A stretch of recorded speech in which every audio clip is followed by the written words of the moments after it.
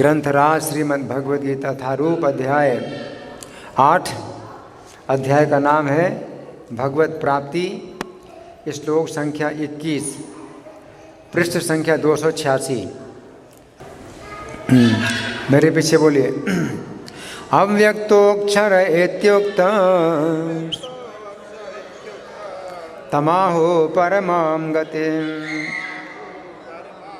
यं प्राप्य न निवर्तन्ते तद्धाम परमं मम। अनुवाद मेरे पीछे बोलिए। जैसे वेदांती अप्रकट तथा अविनाशी बताते हैं, जो परम गंतव्य है, जिसे प्राप्त कर लेने पर कोई वापस नहीं आता, वही मेरा परम धाम है। इस श्लोक को समझेंगे। भगवान कह रहे हैं अव्यक्तो अक्षर इति उक्ता, जिसे अव्यक्त कहा गया और अक्षर कहा गया। तम आहु परमाम गतिम, उसे परमा गति भी कहते हैं। यम प्राप्त न निवर्तन्ते, जिसे प्राप्त करके कोई वापस नहीं आता है। तद धाम परमम मम है, वो मेरा परम धाम है। तो भगवान अपने परम धाम की सूचना दे रहे हैं। ये सूचना कोई काल्पनिक नहीं है कि मानो तो है, नहीं मानो तो नहीं है। हम नहीं मानते तो ये ऐसी चीज़ नहीं है, कि आप नहीं मानते हैं तो नहीं है, ऐसा नहीं है। आप मानते हैं या नहीं मानते, इसका कोई महत्व नहीं है। जो है सो है, ऐसा कुछ नहीं है कि आप माने या ना माने, इससे कोई फर्क पड़ेगा। कोई फर्क नहीं पड़ेगा। जो सत्य है वो सत्य है। सांच को आँच कहाँ, सत्य है वो नहीं बदलता। आपके मानने से या ना मानने से सत्य नहीं बदलता। सत्य है। भगवान का जो धाम है वो सत्य है। और भगवान क्या बता रहे हैं, जिसे प्राप्त करके कोई वापस नहीं आता। तो वापस नहीं आता कोई, है कोई वापस नहीं आता, हाँ, तो कोई बताने वाला भी नहीं। अगर कोई वापस आए तो बताएगा कि मैंने देखा है, तो कोई वापस आता नहीं। तो कोई वापस नहीं आता। लेकिन भगवान आते हैं, भगवान आते हैं हमेशा, और उनके साथ उनके भक्त भी आते हैं। लेकिन भगवान कह रहे हैं यम प्राप्त न निवर्तन्ते तद धाम परमम मम, जिसको प्राप्त करके कोई वापस नहीं आता, वो मेरा परम धाम है। इतनी सूचना भगवान दे रहे हैं कि कोई वापस नहीं आता। तो क्यों वापस नहीं आता? क्योंकि ये स्थान वापस आने लायक नहीं है। अभी हम इसी स्थान में हैं तो हम सोच रहे हैं कि रहने का स्थान है। लेकिन जब कोई व्यक्ति उस धाम में जाता है, भगवान के धाम में जाता है, तो फिर उसका विचार बदल जाता है। फिर वो नहीं सोचता कि ये रहने का स्थान है। ये रहने का स्थान नहीं है, ये बहुत दुखों का स्थान है। दुखों का स्थान है, दुखालयम, ये दुखों का स्थान है। यहाँ नहीं आना चाहिए। गलती से हम आ गए यहाँ पर, तो हम सोचते हैं कि हम यहाँ रहते हैं, हमें यहाँ रहना है। तो वहाँ से हम गिरे हैं, तो हम भूल चुके हैं, उस स्थान को भूल चुके हैं। जैसे कोई पागल व्यक्ति पागल खाने में आता है और अपने घर को भूल जाता है, और वो पागल खाने को ही सोचता है कि यही मेरा घर है। तो इसका क्या मतलब है कि उसका घर नहीं है? उसका घर है। उसके घर के लोग भी हैं जिन्होंने उसकी भर्ती किया है, पागल खाने में भर्ती किया है, वो उसकी देखभाल कर भी रहे हैं, लेकिन वो पागल है तो वो नहीं जानता है कि मेरा घर है, मेरे घर के लोग हैं, उन्होंने मुझे भर्ती किया है, हाँ, मेरी देखभाल कर रहे हैं, वो नहीं समझ रहा है, वो पागल है। तो जितने भी जीव हैं सब पागल हैं। लेकिन जब बार बार उनको बताया जाता है कि तुम पागल नहीं हो, तुम पागल मत बनो, तुम्हारा घर है ये, तुम्हारा घर नहीं है, तुम्हारा घर उधर है, और बार बार सुनता है, बार बार उसको याद कराया जाता है तो उसको याद आ जाता है। इसलिए भगवत गीता को हमें बार बार सुनना होता है। तो कोई व्यक्ति जो है उसकी स्मृति नष्ट हो चुकी है, लेकिन बार बार उसको बताया जाता है कि कृष्ण ही हमारे माता हैं, पिता हैं, और उनका जो घर है वही हमारा घर है, ये हमारा घर नहीं है। बार बार हम सुनते हैं, बार बार सुनते हैं। तो भगवत गीता ऐसी चीज़ नहीं है कि एक बार सुन ली और बंद कर दी हमने तो सुन ली, एक बार पढ़ दी तो बंद कर दी हमने तो पढ़ ली, ऐसी चीज़ नहीं है। भगवत गीता ऐसी चीज़ है जो बार बार सुननी होती है, बार बार पढ़नी होती है, बार बार। और जितने बार आप सुनते हैं, जितने बार आप पढ़ते हैं, नया आपको कुछ प्रकाश मिलता है, नया प्रकाश मिलता है ना।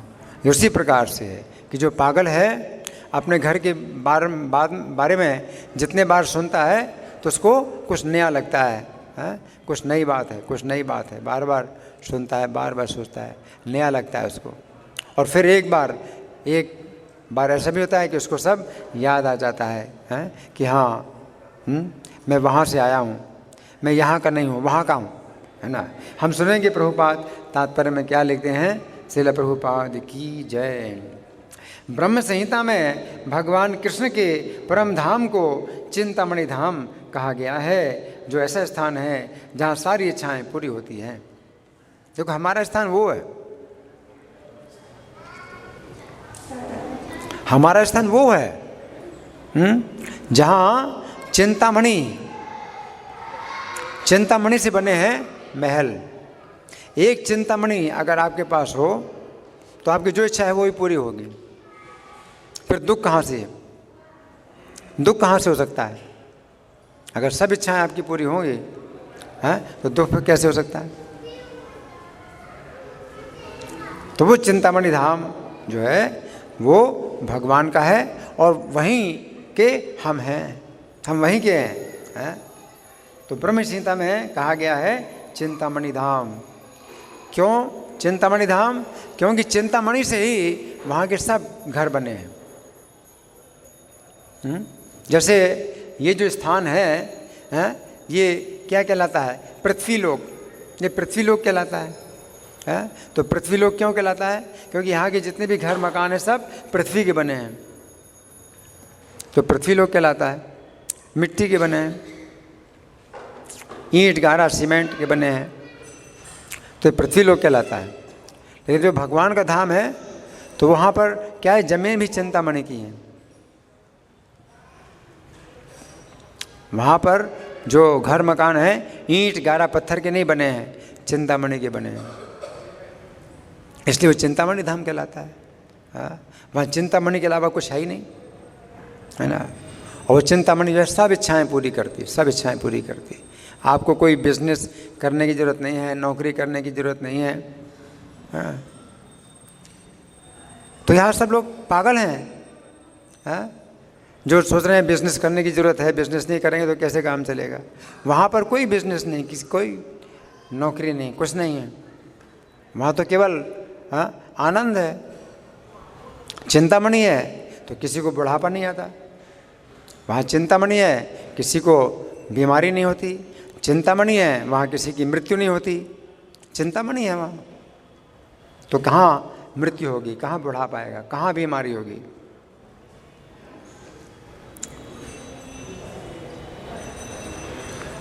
तो यहाँ प्रभुपाद लिखते हैं कि जो ऐसा स्थान है जहाँ सारी इच्छाएं पूरी होती हैं।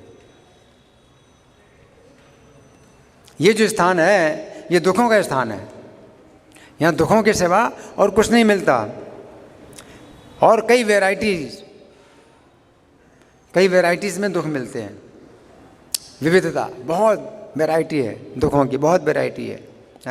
किसी को ये बीमारी, किसी को वो बीमारी, किसी को आँख की तकलीफ़, किसी को कान की तकलीफ़, नाक की तकलीफ़, किसी को ये तकलीफ़, किसी वो तकलीफ़, हाँ, किसी को अपने घर से तकलीफ़, किसी को अपनी पत्नी से तकलीफ़, किसी को पति से तकलीफ़, तकलीफ़ें ही तकलीफ़ें, और वैरायटी, कितनी वैरायटी है आप गिन नहीं सकते, कितनी वैरायटी, दुखों की वैरायटी है।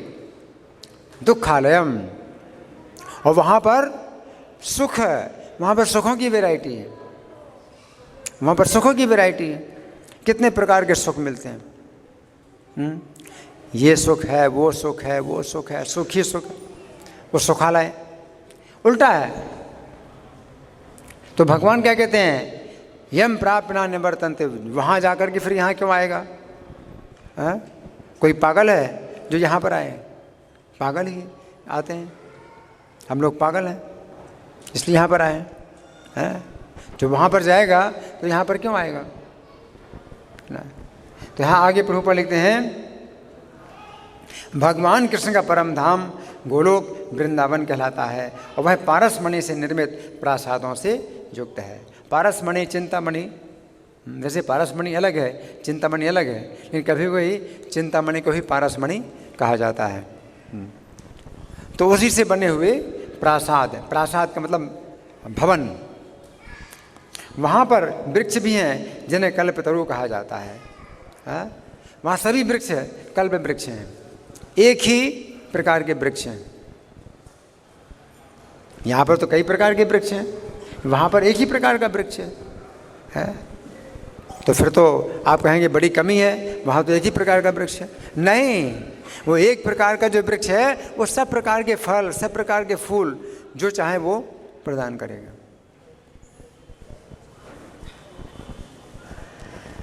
एक ही वृक्ष में आप जो चाहें वो प्राप्त कर सकते हैं, और जो वृक्ष में नहीं होती हैं वो चीज़ें भी मिल जाती हैं।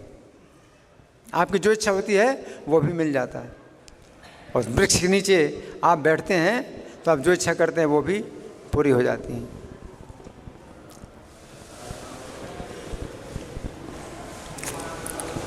तो वहाँ पर जितने भी वृक्ष हैं सब कल्प वृक्ष हैं। आगे प्रभुपाद लिखते हैं, जो इच्छा होने पर किसी भी तरह का खाद्य पदार्थ प्रदान करने वाले हैं। उन वृक्षों के नीचे आप बैठेंगे और आपकी इच्छा है कोई भी चीज़, छेना लेने की, तो छेना आ जाएगा। आपकी इच्छा इमरती खाने की, पूड़ी और सब्जी, क्या खाना है, वृक्ष जो है वो प्रदान करते हैं। तो वहाँ पर कोई परिश्रम ही नहीं है किसी प्रकार का। खाना बनाने का भी जो है कोई परिश्रम नहीं है। सब प्रकार का भोजन वो कल्प वृक्ष देते हैं। सब प्रकार के फल, फूल, भोजन, जितनी भी भोजन की सामग्री है सब वो कल्प वृक्ष प्रदान करते हैं। यहाँ तो कितना सामान जुटाना पड़ेगा, कितना सामान जुटाना पड़ेगा, और फिर उसमें देखना पड़ेगा कि कीड़े तो नहीं हैं, कीड़े लग गए, कीड़ा लग जाता है, कीड़ा ढूंढते, कीड़ा मिल रहा है, इसमें कीड़ा मिल रहा है, उसमें कीड़ा मिल रहा है,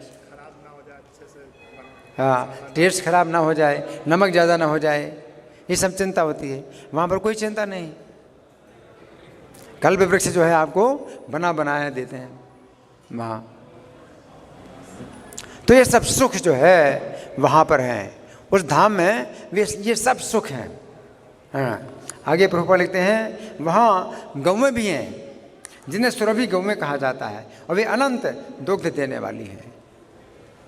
सुरभि गाय जो है वो कैसी हैं, वो अनंत दुग्ध देती हैं। यहाँ पर तो गाय का दूध जो है सीमित मिलता है, कितना मिला कितना मिला, बस वही सोचते हैं कितना मिला कितना मिला। वहाँ पर ऐसी कोई गाय नहीं है, जितना चाहो उतना दूध लो, और ना लो दूध तो भी कोई बल प्रयोग नहीं कि नहीं लेना पड़ेगा, जितना चाहो उतना दूध, हर समय दूध तैयार है। इसलिए दूध को स्टोर करने की भी ज़रूरत नहीं है।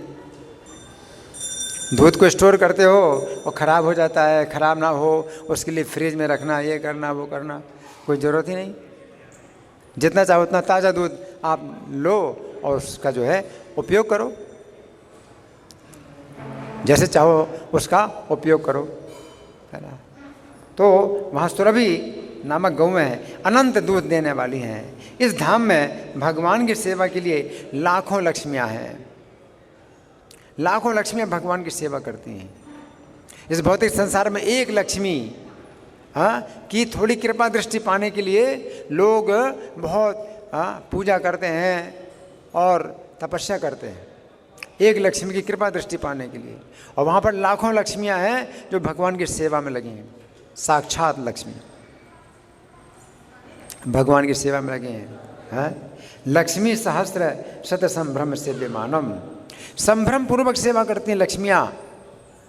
संभ्रम का मतलब है कि उनको भय रहता है कि भगवान कहीं सेवा से ना निकाल दें हमको, है।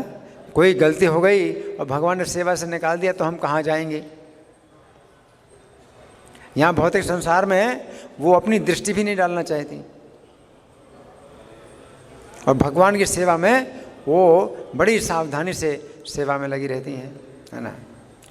आगे प्रभुपाद लिखते हैं, वे आदि भगवान गोविंद समस्त कारणों के कारण कहलाते हैं। वे आदि भगवान हैं। आदि भगवान का मतलब है कि और जितने भी भगवान के रूप हैं वो उनसे आ रहे हैं। जैसे लोग कहते हैं भाई सबके हृदय में भगवान है, सबके हृदय में भगवान है ना, तो वो आदि भगवान नहीं है। सबके हृदय में जो भगवान है वो आदि भगवान नहीं है। आदि भगवान गोविंद है, उन्होंने अपना विस्तार किया सबके हृदय में। जो भगवान है उनके विस्तार है, वो आदि भगवान वो हैं।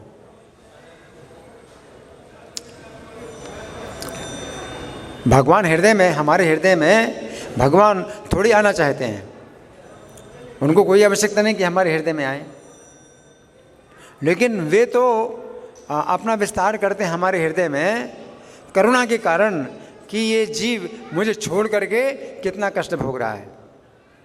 तो वे सहारा देने के लिए आते हैं, सहायता देने के लिए आते हैं कि अगर जीव के अंदर इच्छा हो कि मुझे सच्चा रास्ता चाहिए जहाँ सुख मिले, तो वो गाइड करेंगे। तो हमारे हृदय में, आपके हृदय में जो भगवान है वो कोई उनका ये सुख नहीं है कि हमारे हृदय में, आपके हृदय में है, ये भगवान का सुख नहीं है। ये तो उनकी करुणा है, हमारे हृदय में, आपके हृदय में बैठे हैं केवल इसलिए कि अगर जीव चाहता है कि मुझे सही रास्ता चाहिए जहाँ सुख मिले, तो वो गाइड करेंगे।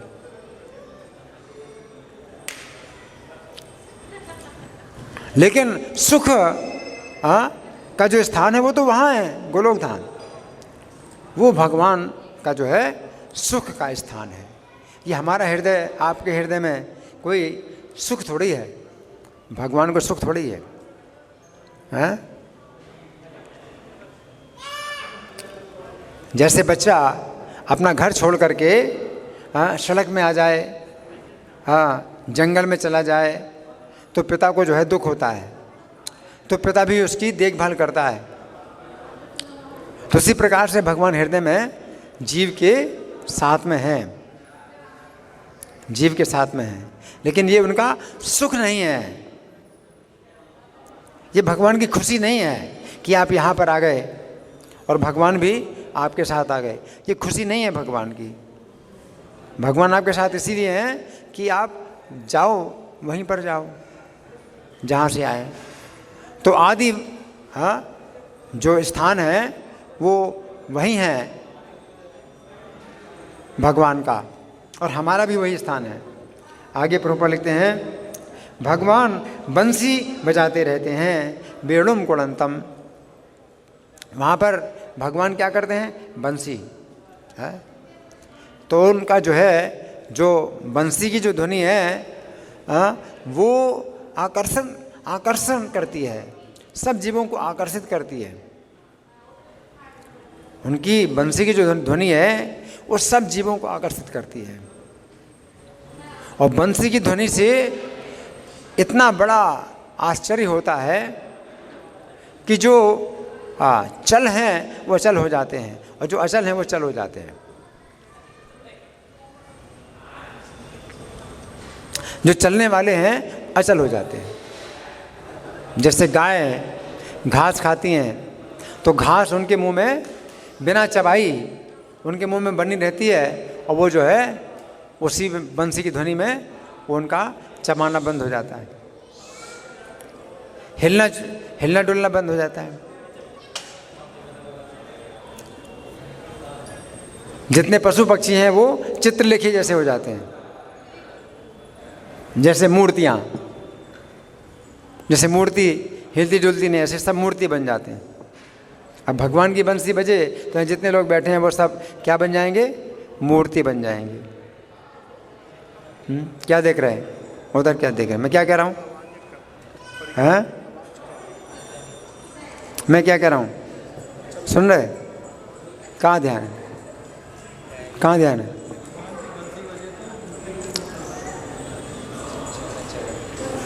नहीं, वो बातें अगर कर रहे हैं अलग बात है, लेकिन यहाँ मैं भी तो बात कर रहा हूँ, है? तो उनकी बात क्यों सुन रहे हैं? मेरी बात क्यों नहीं सुन रहे? मैं तो माइक पर बोल रहा हूँ,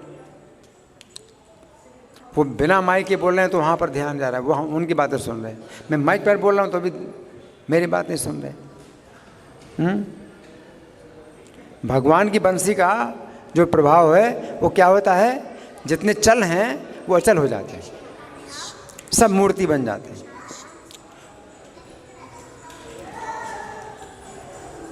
जो जल बहता है नदियों में पानी बहता है तो वो स्थिर हो जाता है,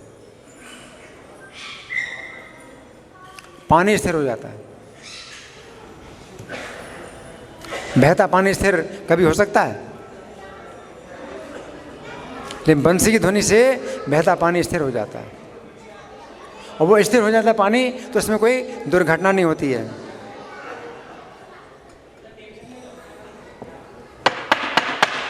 बातें नहीं, कौन बातें कर रहा है? आपस में कोई बातें नहीं, जो खड़े हैं या बैठे हैं आपस में कोई बातें नहीं करेंगे, बिल्कुल शांत। नदियों का पानी स्थिर हो जाता है और कोई उससे दुर्घटना नहीं होती। अगर मान ली नदी का पानी आप रोक दें तो फिर वो क्या होगा? उधर से जो पानी आ रहा है वो क्या कर देगा? सब डुबा देगा, बाढ़ आ जाएगी। लेकिन बंसी की ध्वनि में नदी का पानी भी रुक जाता है और कोई दुर्घटना नहीं होती। आप सोचिए, जो वृक्ष हैं वो अचल हैं, तो वो चर हो जाते हैं। उनसे क्या है? जो प्रस्फुटन होता है, उनसे जो मधु है वो निकलने लगता है, उनके जो कोंपलें हैं वो निकलने लगती हैं, फूल खिलने लगते हैं, उनमें गति आ जाती है, वृक्षों में गति आ जाती है। जो पर्वत हैं, पत्थर हैं, उनमें गति आ जाती है, वो बहने लगते हैं। इसलिए यहाँ भी ब्रजमंडल में कई स्थान हैं पत्थरों में कृष्ण के चरण चिन्ह बने हैं। क्यों? उनकी बंसी बजती थी, तो जहाँ कृष्ण खड़े हैं वहाँ पत्थर पिघल जाए तो उनका पैर धंस जाता था, और जब बंसी ध्वनि जब बंद हो जाए तो पत्थर जम जाता है, तो जो पैर के निशान हैं कृष्ण के वो बन जाते हैं। गौओं के खुर के निशान मिलते हैं, कृष्ण के पैरों के निशान मिलते हैं। तो बंसी ध्वनि जो है भगवान की ऐसी अद्भुत है। तो वहाँ पर भगवान क्या करते हैं? बंसी बजाते हैं। बंसी बजाने का आनंद कुछ अलग ही है। सब प्रकार के आनंद है, सब प्रकार का सुख है, और जो कृष्ण की बंसी का जो सुख है वो सबसे टॉप।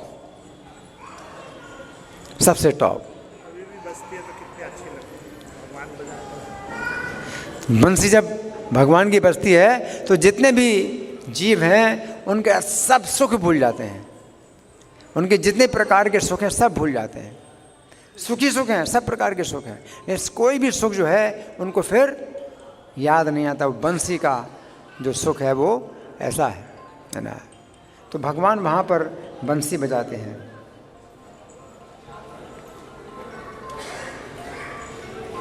आगे प्रभुपाद लिखते हैं, उनका दिव्य स्वरूप समस्त लोकों में सर्वाधिक आकर्षक है। उनके नेत्र कमल दलों के समान हैं और उनका शरीर मेघों के वर्ण का है। तो ये सूचना हमें प्राप्त होती है, उनके धाम की सूचना हमें प्राप्त होती है ना। ये ऐसी सूचना नहीं है जैसे आज के वैज्ञानिक देते हैं। आज के जो वैज्ञानिक हैं वो अगर सूचना देते हैं तो कैसी सूचना देते हैं? मान लीजिए चंद्रमा की सूचना दे रहे हैं, तो चंद्रमा में क्या है? तो कहते हैं वहाँ पर पानी नहीं है, वहाँ पर पेड़ नहीं है, वहाँ पर कोई जीव नहीं है, कोई मनुष्य नहीं है, नहीं है, नहीं है, नहीं है। क्या है वो कुछ नहीं बताते, उन्हें कुछ पता ही नहीं क्या है, वो कुछ भी नहीं पता उनको। लेकिन भगवान के धाम में क्या है, कितना वर्णन है।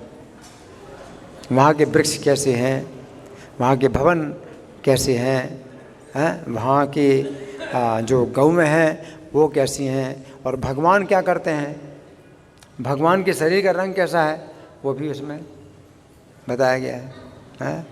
और भगवान के शरीर का रंग, उनके नेत्र कैसे हैं, कमल दल के समान हैं। वे इतने रूपवान हैं, उनका सौंदर्य हजारों कामदेवों को मात करता है। कितने सुंदर हैं भगवान, हजारों कामदेवों को मात करता है उनका सौंदर्य। जो कामदेव है वो देवताओं में सबसे सुंदर है, और देवता लोग बड़े सुंदर होते हैं। स्वर्ग के जो देवता हैं इतने सुंदर होते हैं, उनकी सुंदरता के सामने यहाँ का सुंदर से सुंदर व्यक्ति भी बंदर जैसा लगता है। देवता इतने सुंदर होते हैं, और देवताओं में भी सबसे सुंदर कामदेव, और कामदेव से भी हजारों गुना सुंदर भगवान कृष्ण हैं। कंदर्प कोटि कमनीय है विशेष शोभम। भगवान की जो विशेष शोभा है वो करोड़ों कंदर्पों से भी ज़्यादा कमनीय है ना। आगे प्रभुपाद लिखते हैं वे पीत वस्त्र धारण करते हैं। इतनी सूचना है कि भगवान पीत वस्त्र धारण करते हैं। अब पीत वस्त्र क्यों धारण करते हैं? कई प्रकार के रंग हैं, हाँ, और बहुत वैरायटी, वहाँ तो सब प्रकार की वैरायटी है। ये भगवान पीला ही वस्त्र क्यों धारण करते हैं? कि उनकी पसंद है, उनको वही पसंद है, तो हमेशा पीत वस्त्र धारण करते हैं भगवान। हैं? आगे प्रभुपाद लिखते हैं उनके गले में माला रहती है और केशों में मोर पंख लगे रहते हैं। मोर पंख, बात नहीं, उनके केशों में मोर पंख रहते हैं, है ना। मोर पंख यहाँ भी अगर देखें तो कितना सुंदर, मोर पंख कितना सुंदर है ना। तो क्यों सुंदर है? क्योंकि भगवान अपने केशों में धारण करते हैं, इसलिए। मोर पंख का अगर अध्ययन करें, सुंदरता का अध्ययन करें, तो आपको उसमें सुंदरता जो है, आपकी सुंदरता बढ़ती जाएगी। मोर पंख में जो है जो सुंदरता होती है, आप जितना देखेंगे उतना अधिक वो आपको और सुंदर दिखाई पड़ता है। इसका कारण क्या है? क्योंकि भगवान मोर पंख धारण करते हैं। आगे रूप लिखते हैं भगवद गीता में भगवान कृष्ण अपने निजी धाम गोलोक वृंदावन का संकेत मात्र करते हैं। भगवान ने तो केवल संकेत मात्र किया। क्या कहा? यम प्राप्ना निवर्तन्ते तद धाम परमम। जिसको प्राप्त करके कोई वापस नहीं आए वो मेरा परम धाम है। तो भगवान तो गीता में इतना ही बता रहे हैं, जिसको प्राप्त करके कोई वापस ना आए। तो इससे हमें जानने की इच्छा होती है कि वो क्या चीज़ है। ये आज के वैज्ञानिक जो भी बताते हैं, वर्णन करते हैं मंगल ग्रह का या सूर्य लोक का, चंद्र लोक का, तो अपनी कल्पनाओं से वर्णन करते हैं, और वो फिर ऐसे वर्णन करते हैं कोई जाना वहाँ कोई नहीं जाना चाहता, कोई नहीं जाना चाहता है। वहाँ तो ये भी नहीं है, वहाँ तो वो भी नहीं है, जीवन की कोई सुविधा ही नहीं है, कौन जाना चाहेगा? लेकिन भगवान क्या कह रहे हैं कि वहाँ जीवन की इतनी सुविधाएं हैं कि वहाँ से कोई वापस यहाँ नहीं आना चाहता। तो इतना संकेत भी जो है बहुत बड़ा संकेत है।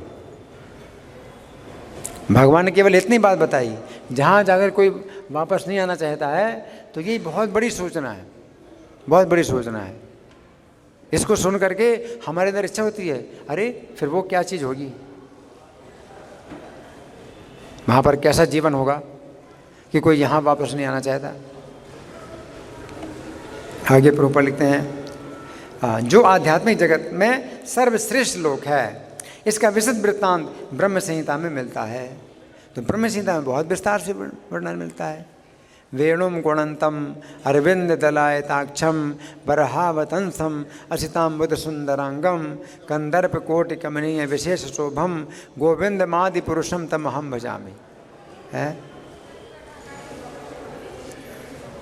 बंसी, वेणुम गुणंतम अरविंद दलाय, ये तो हो गया। और क्या है, अंगान यस्य सकलेन्द्रिय वृत्ति मंती, वहाँ पर उनके शरीर के प्रत्येक अंग प्रत्येक इंद्रिय का कार्य करते हैं। वहाँ पर भगवान के शरीर का प्रत्येक अंग प्रत्येक इंद्रिय का कार्य करता है। पश्यन्ति पान्ति कलयन्ति चिरम जगन्ति, है ना। और वो क्या है, सुरभि रभि पालयंतम, है कैसा है वो शुरू में, है चिंतामणि प्रकर सदमसुकल्प वृक्ष लक्षा वृद्धि सुरभि। हाँ हाँ हाँ, सुरभि रभि पालयंतम, भगवान सुरभि गाय को चराते हैं। वहाँ भगवान सुरभि गाय को चराते हैं, उनका आनंद है। गाय को चराने में भगवान आनंद लेते हैं, ये उनका आनंद है ना।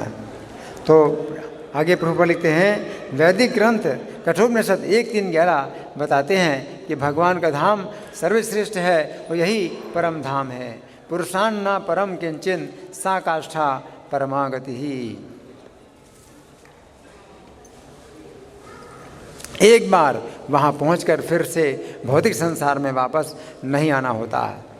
एक बार अगर पहुँच गए तो फिर वापस नहीं आएंगे, लेकिन पहुंचना बहुत मुश्किल है, पहुंचना बहुत मुश्किल है ना। तो ये सूचना हमारे शास्त्रों में है, और विशेष रूप से ये जो हरे कृष्ण आंदोलन है, ये सूचना संसार को दे रहा है। और ये सूचना अगर नहीं मिलती है तो जितनी शिक्षा है बेकार है। आपने हजारों प्रकार की शिक्षाएं या डिग्रियां प्राप्त कर ली हैं, लेकिन आपको ये पता ही नहीं है कि एक ऐसा भी स्थान है जहाँ पर सब प्रकार के सुख मिलते हैं, सब प्रकार की सुविधाएं, जीवन की सुविधाएं मिलती हैं।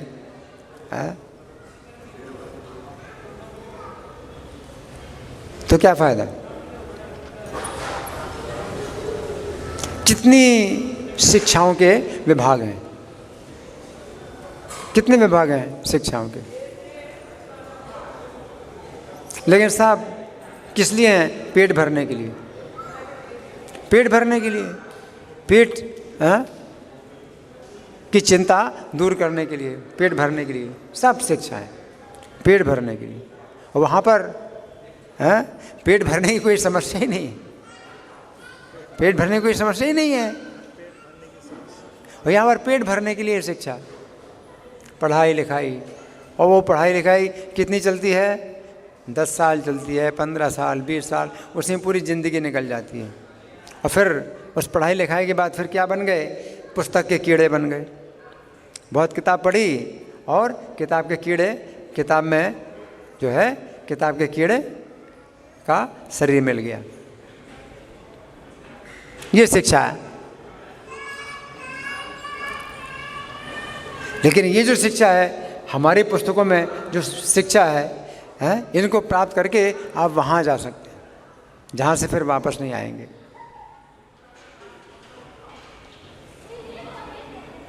सबसे बड़ी शिक्षा वो है जिसमें हमें कोई भय नहीं है, मृत्यु का भी भय नहीं।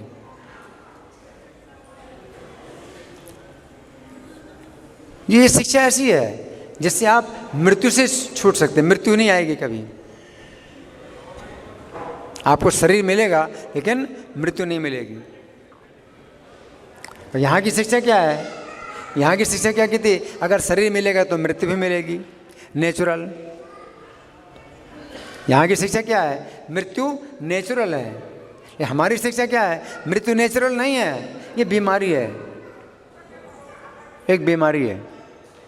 मृत्यु की हमें बीमारी लगी है, इसलिए बार बार मृत्यु मिलती है, ये बीमारी है। इसका इलाज अगर आप करेंगे तो इस बीमारी से छूट जाओ। मृत्यु तो बीमारी है ना? आज की शिक्षा नहीं बताती कि मृत्यु बीमारी है। आज की शिक्षा बताती कि मृत्यु ही नेचुरल है, स्वाभाविक है, और मृत्यु के बाद फिर दोबारा जीवन ही नहीं है। हमारी शिक्षा बताती है मृत्यु के बाद दोबारा जीवन है, दोबारा जन्म है। और ये बीमारी है कि बार बार मृत्यु मिलती है, बार बार जन्म मिलता है, ये बीमारी है, जन्म मृत्यु की बीमारी है? इस बीमारी से आप छूट सकते हैं। कुछ विधियां हैं जिनका पालन करो और बीमारी से छूटो।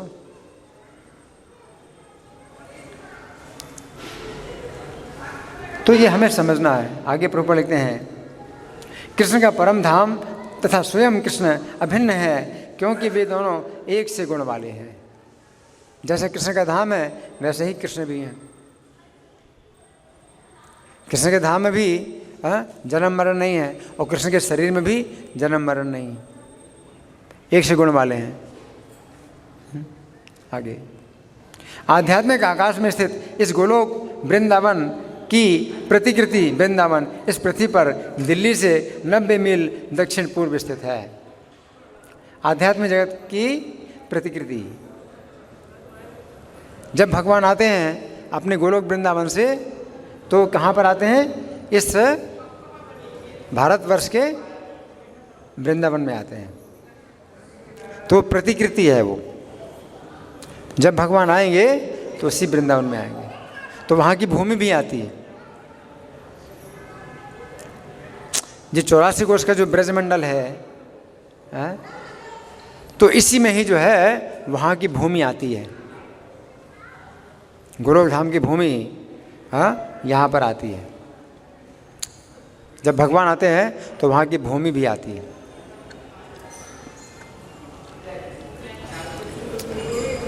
भूमि का जो ऐश्वर्य है वो उस समय प्रकट होता है। वैसे वृक्ष, वैसे भवन, ये सब प्रकट होते हैं। आवश्यकता के अनुसार सब कुछ प्रकट होता है वहाँ। आगे प्रभुपाद लिखते हैं, जब कृष्ण ने इस पृथ्वी पर अवतार ग्रहण किया था तो उन्होंने इसी भूमि पर, जिसे वृंदावन कहते हैं और जो भारत में मथुरा जिले के 84 वर्ग मील में फैला हुआ है, क्रीड़ा की थी। तो प्रभुपाद ये बता रहे हैं कि भगवान आते हैं, तो कितने समय में एक बार आते हैं, वो भी भगवान का निश्चित है कि कितने समय में एक बार आते हैं। प्रत्येक कल्प में भगवान एक बार आते हैं, और प्रत्येक कल्प में 14 मनवंतर होते हैं। 14 मनवंतर में जो 7वां मनवंतर है, उसके 28वें द्वापर में आते हैं। तो प्रत्येक कल्प के 7वें मनवंतर के 28वें द्वापर में भगवान आते हैं। और जो कल्प है, इसकी अवधि कितनी होती है? 4 अरब 32 करोड़ साल। और इतनी बड़ी प्रलय भी होती है। तो सृष्टि और प्रलय मिला करके 8 अरब 64 करोड़ साल। तो 8 अरब 64 करोड़ साल में एक बार भगवान कृष्ण आते हैं।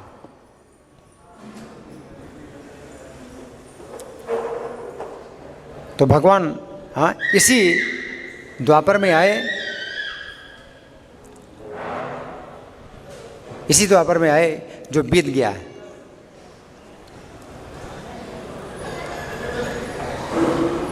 तो भगवान जब आते हैं तो अपनी लीलाएं छोड़ के जाते हैं उनकी लीलाएं श्रीमद् भागवत में वर्णित हैं। उन लीलाओं को हम सुन करके उनके धाम में जा सकते हैं।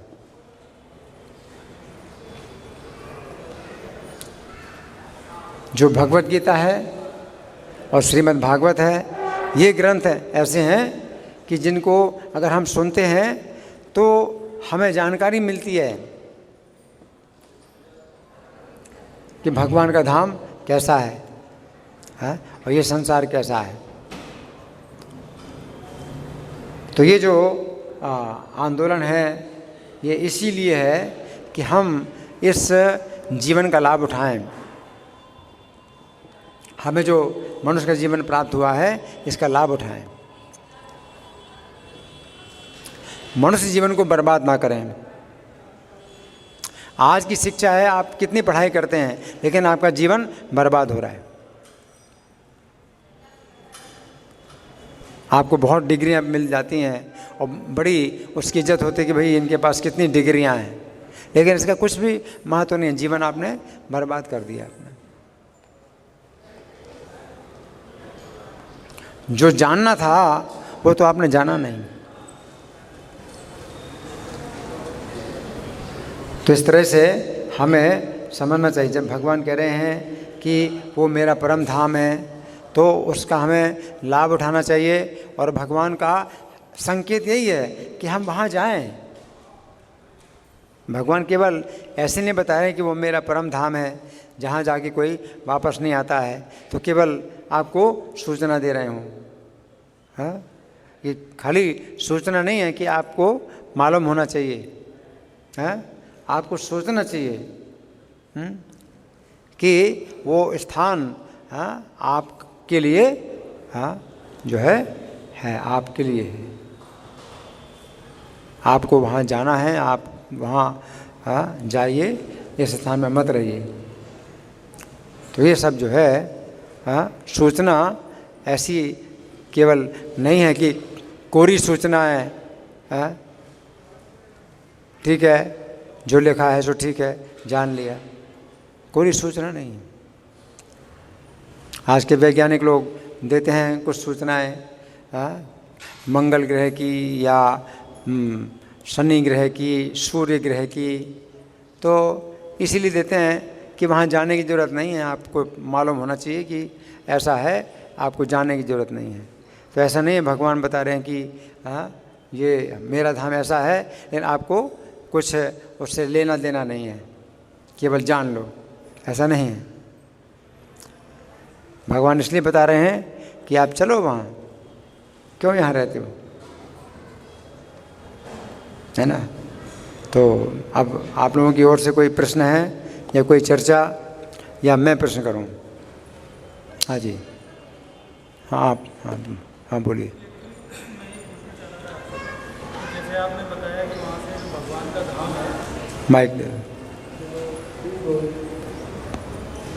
हरे कृष्ण प्रभु जी, मैं पूछना चाह रहा था, जैसे आपने बताया कि जो भगवान का धाम है वहाँ पर वो लोग जिसको आपने वो लोग बताया, तो वहाँ से जब भगवान प्रकट होते हैं तो लोग में आते हैं यहाँ पर, राधा रानी भी यहाँ पर प्रकट होती है, तो वहाँ से जैसे बताया कि यमुना भी वहाँ पर है, वो लोग वो भी प्रकट हुए, भगवान ने उनको भी प्रकट किया।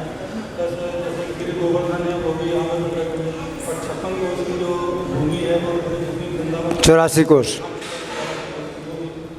तो जैसे गंगा जी का अवतरण का तो हमें नजर होता है कि गंगा जी किस तरीके से धरती कर रहे हैं, यमुना जी या जो भूमि है उसका कोई विवरण है किस तरीके से मतलब यहाँ पे प्रकट हुई यमुना जी कैसे प्रकट हुई? यमुना जी प्रकट हुई सूर्य की कन्या के रूप में, सूर्य की पुत्र के रूप में यमुना जी प्रकट होती हैं।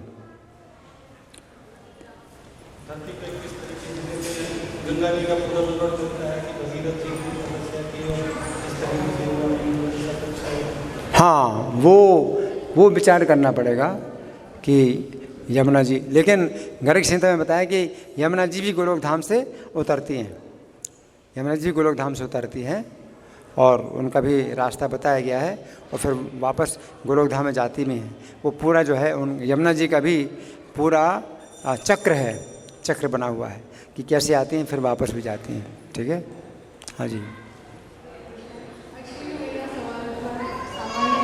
आपने बोला कि भगवान के नाम में सारी इच्छाएं पूरी हो जाती हैं, आपको कुछ करने की आवश्यकता नहीं होती, आपने कुछ भी सोचा वो हो जाता है। तो अगर मैं कुछ भी चाहूँगी वो भी आ जाएगा मेरे सोचने मात्र से, तो आज की व्याख्या आपने करते क्या है? तो करते क्या? हाँ, अच्छा प्रश्न है। करते क्या है? वहाँ पर प्रत्येक व्यक्ति कृष्ण से प्रेम करता है, कृष्ण से प्रेम, वहाँ पर जो है प्रेम पूर्वक सब लोग सेवा करते हैं। वहाँ पर किसी के ऊपर फोर्स नहीं किया जाता, बल प्रयोग नहीं किया जाता है कि तुमको ये करना होगा, तुमको वो करना होगा। सब लोग प्रेम के कारण कृष्ण की सेवा में लगे हैं। ठीक है ना? हाँ, वहाँ पर एक प्रेम का साम्राज्य है, प्रेम से नियंत्रित हो करके सब लोग सेवा करते हैं। यहाँ पर हमें भय से नियंत्रित किया जाता है, भय से हमें काम करना पड़ता है।